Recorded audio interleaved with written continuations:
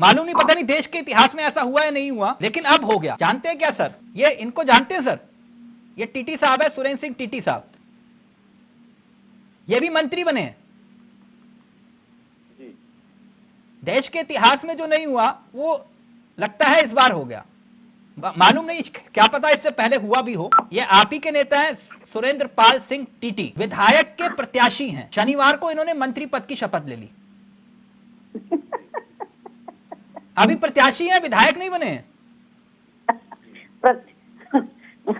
प्रतिनिधि तो नहीं है। गौरव जी, आप भी हैरान हो गए लग रहे हैं। कई बार ऐसे लोगों को भी मंत्रि परिषद में स्थान मिलता है जो किसी भी सदन के सदस्य नहीं होते हैं। हाँ। और बाद में विधान परिषद या अन्य राज्यसभा से उनको लिया जाता है। नहीं, आपकी बात बिल्कुल सही है। ना, आपकी बात बिल्कुल सही है, लेकिन ये तो नहीं होता कि सर कोई चुनाव में जा रहा है और चुनाव में विधायक पद का प्रत्याशी है और उसे ही आप मंत्री बना दें। गौरव जी, कहीं कोई उदाहरण हो तो आप मुझे याद दिलाइए, शायद मेरी क्योंकि याददाश्त कमजोर है। नहीं, देखिए, इसमें कानूनी बाध्यता कहाँ है? हाँ?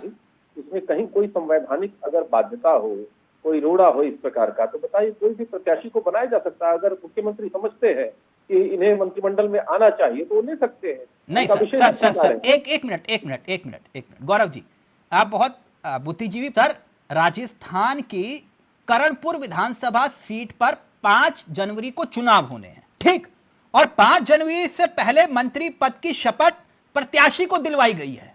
मैं ये कह रहा हूं सर। ठीक है, उसका एक आकर्षण भी होगा, आकर्षण सर, और उसका वो योग्य होंगे मंत्री के लिए योग्य। सर राजस्थान, सर जहां पर मतदान होने हैं उससे पहले आप बीजेपी के विधायक उम्मीदवार को मंत्री पद की शपथ दिला रहे हैं और आप कह रहे हैं कि नहीं, ये बिल्कुल जो है आकर्षण का केंद्र बनाने के लिए किया। नहीं, आकर्षण इस बात का कि वो योग्य होंगे और मुख्यमंत्री जी उनको समझते होंगे कि इन्हें मंत्रिपरिषद में आना चाहिए।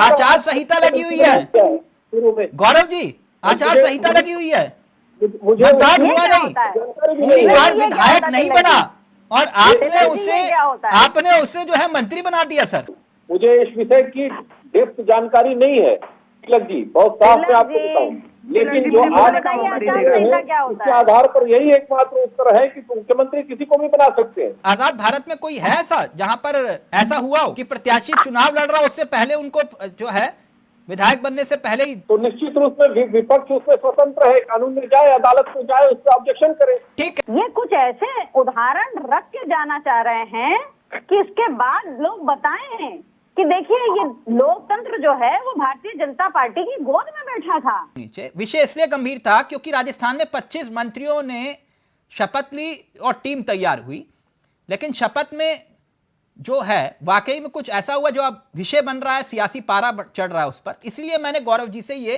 रिएक्शन लिया कि भाई विधानसभा सीट पर प्रत्याशी और उन्हें टीटी साहब को मंत्री पद की शपथ दिला दी गई जहां पर चुनाव होना है। विषय बस इतना ही था।